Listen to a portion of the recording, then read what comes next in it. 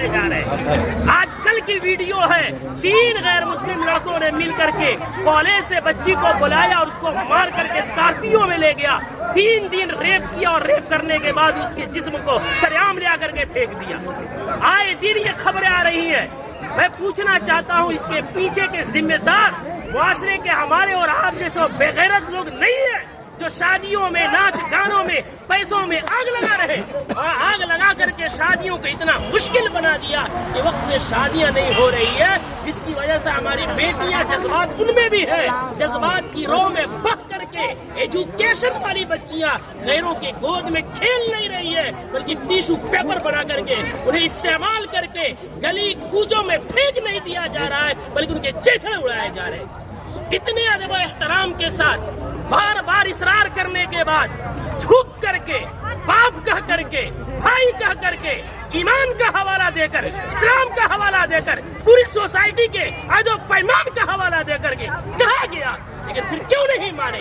جرأت کی بات ہے، ہمت کی بات ہے۔ آخر وہ ہمت آئی کہاں سے کہ پورا معاشرہ بائیکاٹ کر رہا ہے، آپ ناچ لا رہے ہیں، چوک پہ نچا رہے ہیں، پورا بستی اس گناہ سے بچنا چاہتا ہے۔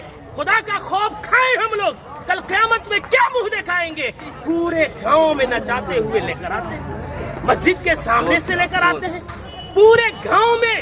یہ کیا ہے؟ اس کو ضد نہیں کہتے ہیں تو اور کیا کہتے ہیں؟ اس کو حق درمی نہیں کہتے ہیں تو کیا کہتے ہیں؟ کون ہے وہ مولوی، کون ہے وہ عالم دین جس نے قرآن اور حدیث پڑھا ہے اور اتنی سختی سے منع کرنے کے بعد اس مجلس میں اس شادی میں ناچ گانا ہو اور وہ نکاح پڑھائے، اس کا قرآن اور حدیث اجازت دیتا ہے؟ میں تو احترام کرتا ہوں کہ انہوں نے پہلے ہی جو ہم سے محبت اور شفقت کے ساتھ اقرار کیا ہے۔ کون ہے ایسا جو جس مجلس میں ناچ ہو رہا ہو، جس اسٹیج میں ویشیوں کا دھندا چل رہا ہو، جس اسٹیج میں کھڑا ہو کر کے بہنوں کے پاؤں میں گھنگرو باندھا جا رہا ہو، ان کے سروں سے دوپٹے کھینچے جا رہے ہو، جس نکاح جو عبادت ہے اس عبادت کے اندر معاشرے کے لنگے اور لفنگے اور لونڈے عورتوں کے پیچھے تالیاں بجا رہے ہو، وہ نکاح میں کس مولوی کا علم اجازت دے گا نکاح پڑھانے کا؟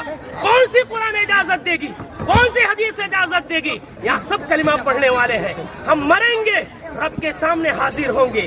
دنیا کی بات چھوڑے، ہمیں یہ خوف کیوں نہیں آتا کہ نکاح ایک عبادت ہے، نماز بھی عبادت ہے، نماز میں اگر کوئی گانا بجائے نماز کا مذاق ہے، نکاح میں کوئی گانا بجائے وہ نکاح کا مذاق نہیں تو کیا ہے؟ جو مولوی قرآن کی آیت پڑھیں گے ان کا مذاق نہیں تو کیا ہے؟ حدیث